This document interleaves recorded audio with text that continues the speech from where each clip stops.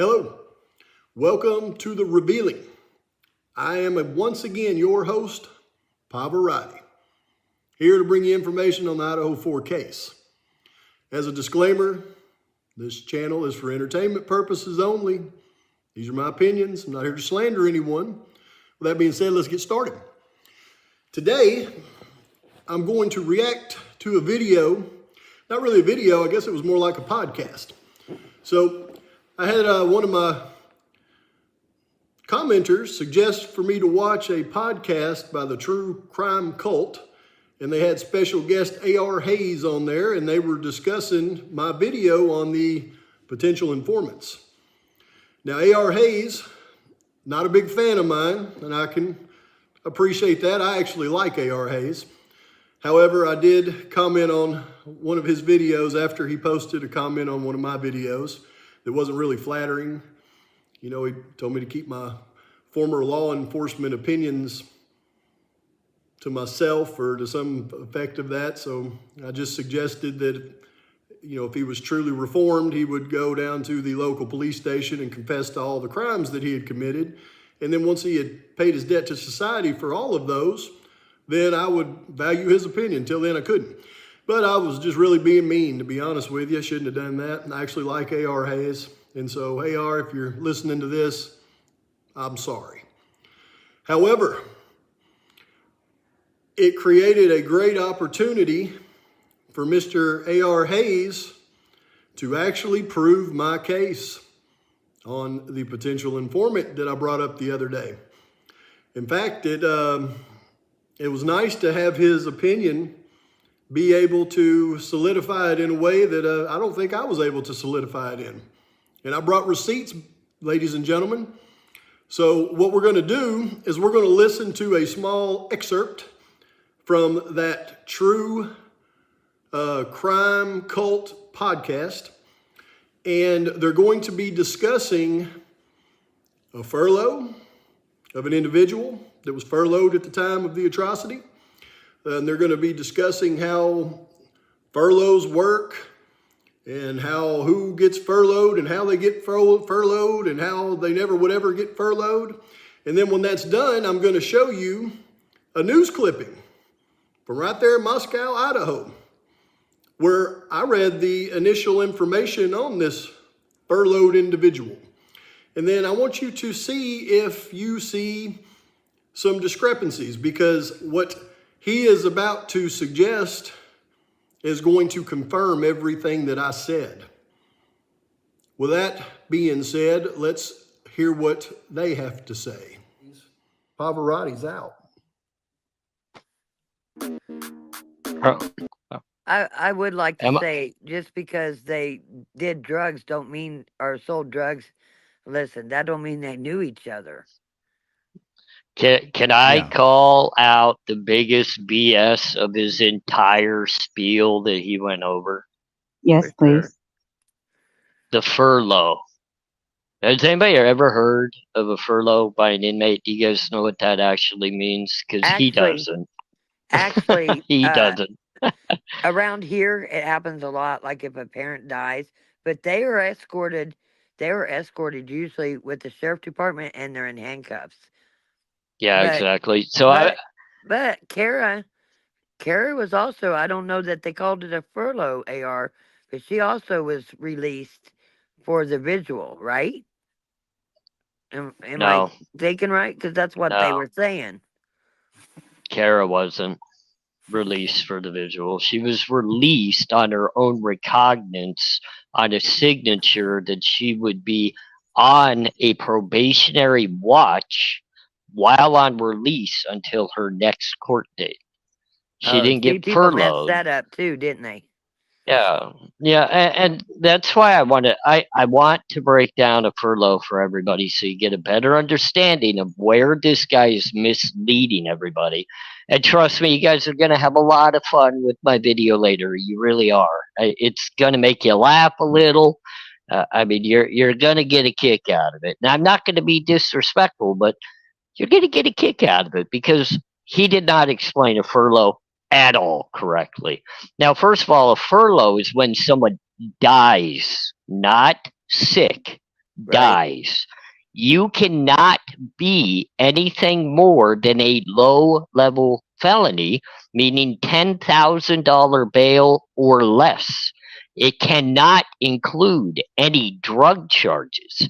It cannot include any sexual charges. It cannot include any violent charges. So, petty theft, burglary, robbery, the lower level crimes with the $10,000 or less bail, you can go before the judge and request it. Doesn't mean you're going to get it. You can request it. If the judge deems, okay, this is a serious enough situation, you are escorted by between 3 to 8 officers, typically sheriffs, with a marshal handcuffed, shackled, and belt looped at all times, including at the ceremony. You cannot wear a suit. You cannot wear your own clothes. You show up in a van that is just like the jail van. You get out of that with your entourage. You proceed to watch the ceremony, and you get back in and you leave and you go back to your cell. I've done it 3 times. You cannot escape it. You can't run away. You cannot disappear like this guy said. And you sure as hell can't go do it if you have a trafficking charge with $100,000 bail, just because of what he explained. They're afraid you're going to get away and run. They Right. think you're going to Okay. try to. I think he made his point very clearly. And you know what? I think I agree with most everything that he said. You know, when it comes to trials, courts, jails, prisons, I mean, he would definitely know what he's talking about, wouldn't he? So then explain this one to me. Okay, now this is one of about 6 different articles on that person I brought up in my video the other day that, by the way, once again, I say it 100 times, if you watched all my videos, you would know I've never, ever considered Demetrius and Emma a suspect in anything. Demetrius was pimping out his girlfriend. He's a low-level thug, could not possibly be involved in high-level volume drug trafficking operations like I've been discussing. And the individuals that I brought up are real. And here is the news clipping from his furloughed warrant that was issued. And let's read through this thing. All right, I'm gonna let you read through it for a minute, but if you're not able to read it, I'll understand. Don't worry, when I'm done, I'll read it to you.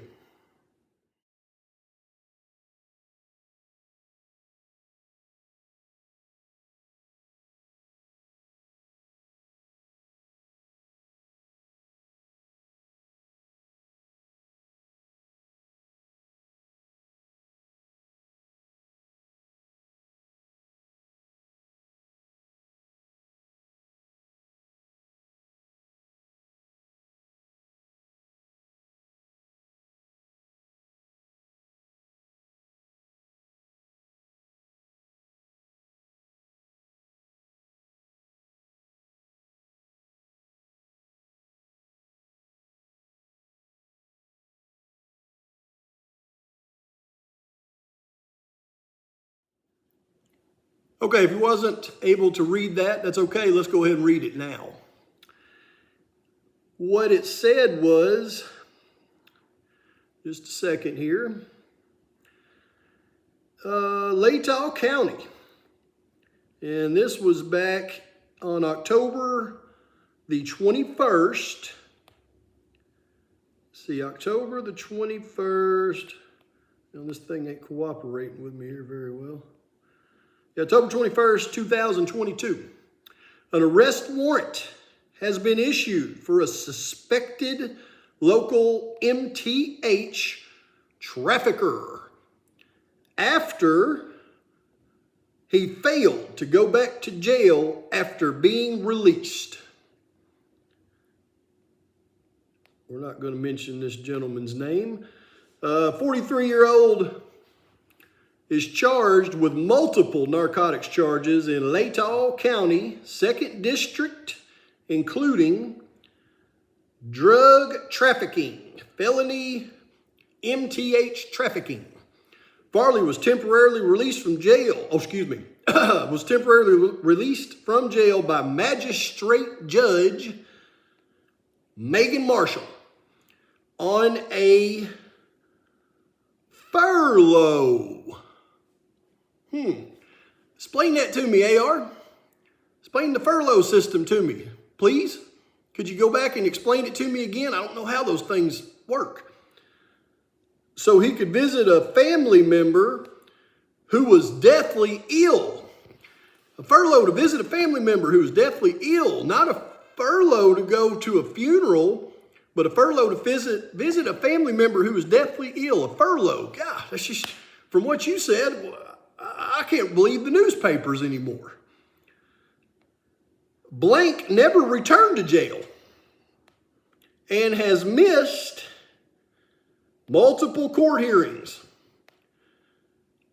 A felony arrest warrant with no bond has been issued for this gentleman. It's valid in Idaho, Washington, Oregon, and Montana. Ooh, how did they get all 4 states involved in that? That's weird. I tell you, it's crazy. That's another felony this guy had. So I had that felony on top of all his other felonies, and he's charged, he got a year. He got a year in the penitentiary. But he didn't do that year. Blank was arrested by Moscow police in mid-September when he was found, yada, yada, yada, yada, yada. So here's my point. Either A.R. Hayes is dumb, which I don't believe he is, or everything he said in that little true crime cult podcast is correct. So if everything you said is correct and you just read that news story, Mr. Hayes, then why don't you help me understand what it is that I'm seeing there? How, if you're right, is all that possible? I don't know. Man, there must be something else going on. There must be something else involved. I don't know. But here's what I do know. I do know that when y'all like and subscribe to my channel, I appreciate it. When y'all comment on my channel, I really appreciate it. Especially the comments that disagree or negative comments. I mean, I really appreciate all those. I appreciate negative comments from people like A.R. Hayes. I like A.R. Like you, dude. But going forward, I'm going to do another video because I believe that I know a lot of my subscribers out there are right there with me on everything. They understand.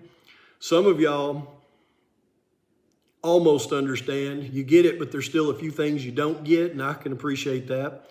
Some of you aren't quite there yet, and some of you just can't get your mind wrapped around how this society is really organized.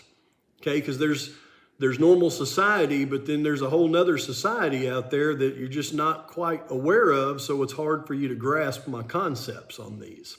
So what I'm going to continue to do is try to open your eyes and expand your horizons to the reality that's truly around you. So in my next video, I'm going to be educating you on a couple of things. What's truly going on around you in another realm of society. I'm going to put dollar figures to things when I say the words like volume, what I'm speaking of, so that when you see things, you can recognize true red flags. And I'm also going to be speaking on Mr. Kohberger and how he plays his part in this. I may get that video out tonight. It might be in the morning.